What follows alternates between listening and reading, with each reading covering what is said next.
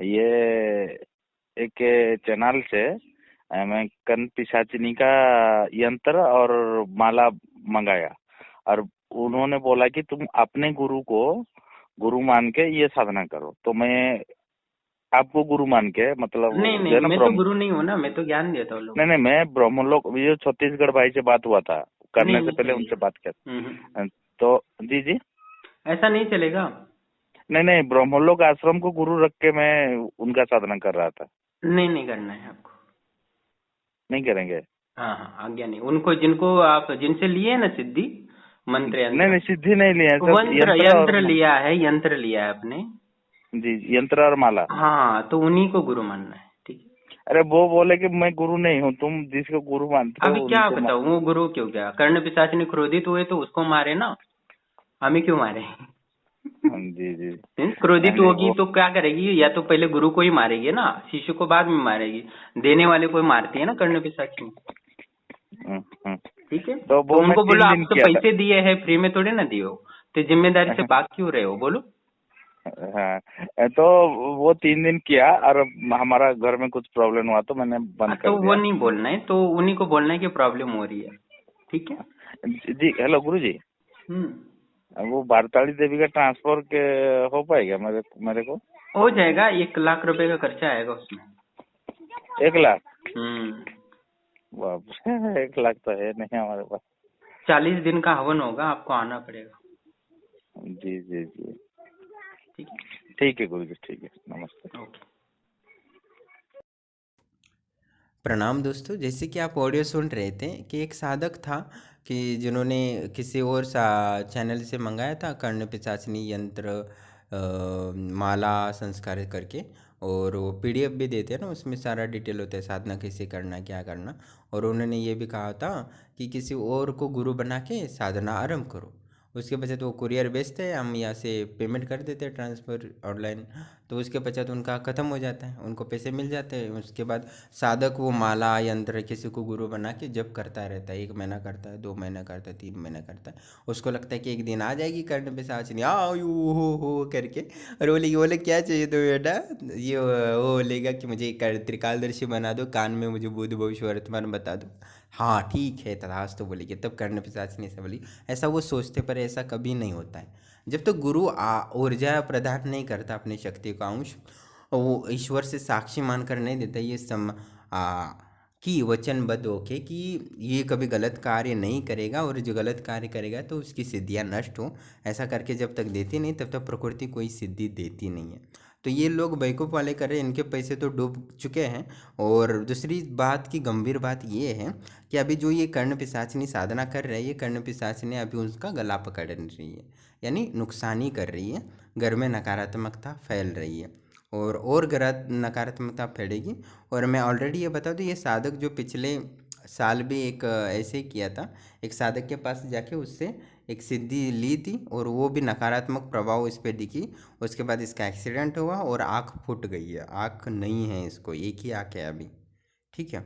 और उसके पश्चात अभी ये फिर से कर्ण पिशाचिनी को ही बुला रहा है। यानी बेवकूफ़ी की हद होती है कि एक व्यक्ति ऑलरेडी एक्सीडेंट हो चुका है और वही गाड़ी लेके वही रोड पे वही गलती कर रहा है। यानी इतना माइंड, यानी खाते क्या है जो दिमाग चलाते हैं पता नहीं है। और दूसरी चीज़ की ये है कि हम जिन हमारे जो त्रिकालदर्शी साधक बनते हैं ना, उनको मैं संस्कारित माला देता हूँ, ना संस्कारित आसन देता हूँ, ना संस्कारित कोई ये देता हूँ मंत्र, जो नॉर्मल मंत्र होता है वही देता हूँ। बस हवन के माध्यम से मैं ऊर्जा देता हूँ, बाकी इनको वो कुछ भी नहीं देता। ना उनको कभी बोला है कि जो माला है जो ली है वो संस्कारित कर को, ना पंचगव्य से ये स्नान करा लो, ये कुछ भी नहीं बोलता हूँ मैं, कुछ भी नहीं। बस उसको बोलता हूँ भाई जब कर, बाकी कुछ नहीं, मैं दे दूंगा, मैं बैठा हूँ ना यहाँ। तो हम क्या करते हैं कि जो भी सिद्धि चाहता है उसको हमारा शक्तियों का अंश देते हैं। कर्ण पिशाचिनी हूँ या कच्चा कलवा हूँ या पिशाचिनी हूँ या अप्सरा हूँ या माँ मातंगी की हो, माँ काली की हो या माँ बगलामुखी हूँ, ना छिन्नमस्तम हूँ या तारा देवी हो, वो सब अंश देते हैं जिसके माध्यम से वो डायरेक्ट हम मेरी शक्ति कारण या ब्रह्मलोक आश्रम की शक्ति उसके आज्ञा चक्र पे स्थापित होती है और वो बताती है। तो इसके लिए आपको जप ना करना पड़ता है, कुछ नहीं। ये साधक भले ही जप करेगा तो ये 3-4 साल लगेंगे तब उसको कर्ण पिशाचिनी सिद्ध होगी। इतना तो कौन करेगा, ये 2 महीने भी करेगा, 3 महीने करेगा, बहुत होगा। वो साधना अधूरी छोड़ देगा, उसके बाद उसके साथ वो शक्ति क्या करेगी, संभोग करके सारी ऊर्जा खींच लेगी जो बची हुई है, और दूसरे जो भाग्य में लक्ष्मी है वो तो यूं ही चली जाएगी। पिशाचनी पिशाच रहेंगे ऐसे गंदी चीज़ें, तो कहाँ से वो लक्ष्मी आएगी। ठीक है। और दूसरी चीज़ की ये कि ये मुसीबत तो मोल ली है, खुद तो डूबेगा, साथ ही परिवार को भी दुखी बना देगा धन के लालच में। ठीक है। और इनका कोई आशा नहीं होता कि जन कल्याण ये करना, बस कर्ण पिशाचिनी हो जाए तो लोगों से मैं सहायता के नाम पे लोगों की बूथ बता दूंगा, ये बता दूंगा, बस पैसा कमाऊंगा, यही सोचते रहते। तो शक्तियाँ भी वैसे होती है। मैं परसों एक अप्सरा की साधना डाली थी, तो अनुभव डाला, तो वो क्रोधित हो जाता था आदमी, तो अपनी शांत बिना कारण बच्चों पर अपनी पत्नी पर क्रोधित होता, तो अप्सरा भी उस पर क्रोधित हो रहती थी। तो उसको अच्छा नहीं लगता ऐसे व्यक्ति को सिद्ध कर रहा है मेरे बकवास, जिसको अपने क्रोध पे भी कंट्रोल नहीं है, गुस्से पे भी कंट्रोल नहीं है। तो एक कर्ण पिशाचिनी भी ऐसे होते हैं जो खुद की पत्नी के या बच्चों के ख्याल नहीं रखता, तो वो मेरा ख्याल रखेगा, तो ऐसे करके वो और नुकसान पहुंचा सकती थी। या ये जो अभी साधक है जो कर्ण पिशाचिनी कर रहा है दूसरे से माला संस्कारित मंगा के, तो ये भी अभी नुकसान ही कर रही है और घर में और नुकसान करेगी ये साधना नहीं छोड़ा तो। साथ ही जो अभी बुलाया है उसको पूर्णतः विसर्जित करना, क्योंकि मंत्र जप कर लिया तो ऊर्जा वहाँ से आ ही जाती है, इसके धन आनी, और बाद में जो अभी जितना अच्छा चल रहा है वो भी खराब हो जाता है।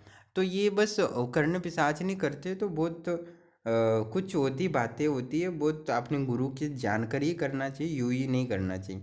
वैसे भी कहाँ सिद्ध होने वाला है, नुकसान ही होगा ना। कितना जप करेगा, 1 2 3 महीना करेगा, बाद में छोड़ देगा। जो शेक्स पिशाचिनी है, वो नोच नोचते खाती रहेगी, जब बुढ़ा हो जाएगा उसकी आत्मा को अपने गुलाम बना के रखेगी बाकी भूतों के पास, यही करेगा। और बहुत सारे लोगों ने ये गलती कर चुकी है, उसके बच्चा तो ये भुगतना पड़ेगा, क्योंकि वो तो कभी राम राम नाम तो जपते नहीं है। जिससे कि पिशाचिनी आई तो भी वो छोड़ दे, ऐसे छोड़ ना, मांस खाते रहते, अंडा खाते रहते, शराब पीते रहते, इंजॉय करते रहते लाइफ में, और बाद में धर्म के नाम पर ये कर्ण पिशाचिनी सिद्ध करके पाखंड फैलाने की सोच रखते हैं। तो ऐसे सोचने वाले को कभी सफल नहीं होती है। और हमारे जो भी वो साधक त्रिकालदर्शी बनता है वो ईश्वर से वचनबद्ध होता है कि ये मैं गलत काम नहीं करूँगा, इस वजह से उसको सिद्धि मिलती है। आप खुद ही करोड़पति बनो और दूसरों को भी करोड़पति बनाओ, यही मैं बोलता हूँ। और ऐसा नहीं करते तो उनकी सिद्धियाँ चली जाती है, और बहुत सारे में लोगों की चली भी गई है। तो हमारे आश्रम से जल्दी सिद्धि मिलती है, तो आप गलत कार्य के लिए यूज करते हो तो जाती भी है। तो इनको तो मिल ही नहीं सकता ना, कहाँ मिलने का संभावना ही नहीं है कोई।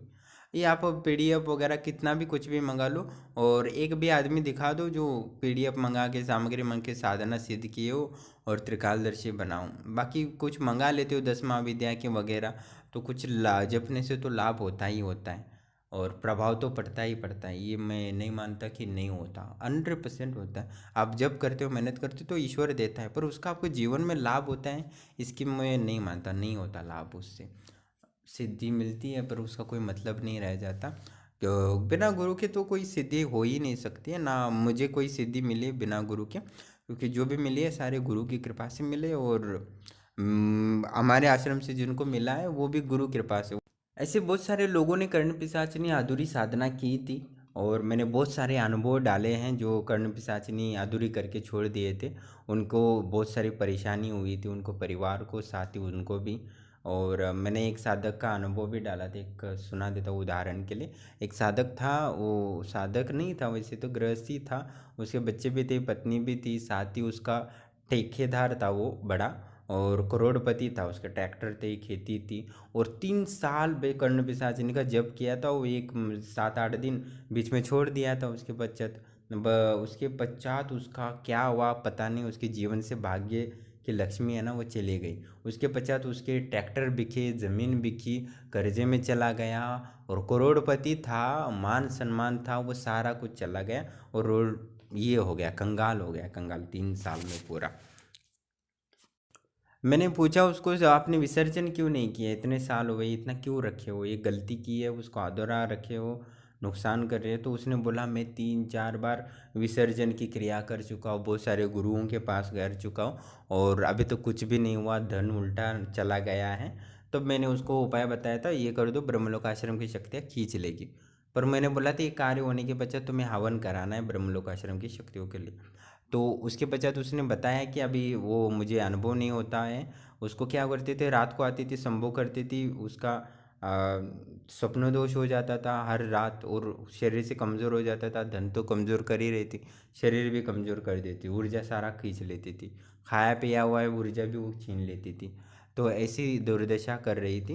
तो इसको हमने बचा भी लिया। उसके पश्चात उसको बोला था इसी कर्ण पिशाचिनी पूर्णता आ जाएगी, उसके पश्चात हवन कर लेना। तो उसका उसने तो वो कितना 3,000 का, मैंने 21-3100 रुपये का हवन बोला था, उसने अभी तक नहीं किया। हाँ, पर हमने उसको वचन दिया था कि तुम्हारी ये कर्ण पिशाचिनी चली जाएगी, पर उसने ये भी नहीं किया। अपने 3100 रुपये अभी भी बचा के रखा है उसने। ठीक है, तो ठीक है, अभी नहीं दे रहा है, वो दिया है उसने पैसे हवन के लिए, उसका कार्य तो किया था हमने। देखो, जब उसको 51,000 रुपये मांग लेता, दे दो पैसे पहले, तब बाद में तुम्हारी कर्ण पिशाचिनी छीन खींचेंगे, नहीं तो तुम्हारी और बर्बाद करेगी, ये कर देंगे, ऐसा डरा के बोल देता ना। 51,000 रुपये यूँ ही निकाल लेता मैं वहाँ से, उसके दिमाग से। पर अभी जब ईमानदार होता है ना, वो ऐसा नहीं कर सकता। तो उसके वजह से इसका फ़ायदा लेते लोग। ठीक है, या ऐसा हो गया ना, या तो गुरु लूटता है शिष्य को, या तो शिष्य गुरु को लूट रहे हैं, या तो अभी ऐसा है। कोई बात नहीं, वो 3100 रुपये का भी 3 लाख रुपये लेंगे अगले जन्म में। ठीक है, तो उसका जो पुण्य खींच लेंगे अगले जन्म, यानी ऐसा होता है किसी को वादा किया होता है वो देते नहीं है, तो अगले जन्म में इसको 100 गुना तो देना पड़ेगा ना। तो कुछ अगले जन्म के लिए भी इंतज़ाम करके रख देता हूँ। तो मैंने उनको कॉल नहीं किया कि भाई तुमने बोला था कि हवन करने तो दिया नहीं है तुमने, तो मैंने छोड़ दिया, रहने दो, क्या करना है, वैसे भी क्या कमी है। तो उसके पश्चात ऐसे ऐसी दुर्दशा होती है। तो कर्ण पिशाचिनी साधना बिना गुरु के नहीं करनी चाहिए और ऐसी शक्तियों को नहीं बुलाना चाहिए। यूट्यूब पे बड़ा सस्ता हो गया है, कहीं पे कोई भी सारी जानकारी मिलती है, लाभ होता है, तो लाभ ले सकते हो तो अच्छी बात है, नहीं ले सकते हो तो अपने परिवार को दुख क्यों पहुंचाते हो भाई। तो ऐसी गलतियां ना करें। आप करना चाहते हो वास्तव में तो अपनी जो भी विद्या प्राप्ति होती है वो मुझे नहीं लगता कि कोई यूट्यूब से त्रिकालदर्शी बन सकता है।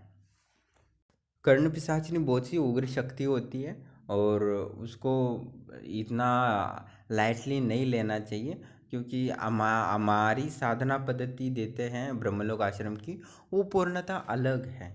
बहुत ही अलग होता है, लोगों को उतना वो अनुभव नहीं होते हैं खतरनाक, जो वास्तव में जो सब साधना करते तब होता है। जब मैं शमशान में साधना करता था तब शक्ति ने स्वयं मेरा गला पकड़ा था और मैं खुद बहुत डर गया था, मुझे लगा आज मेरी मृत्यु निश्चित ही है।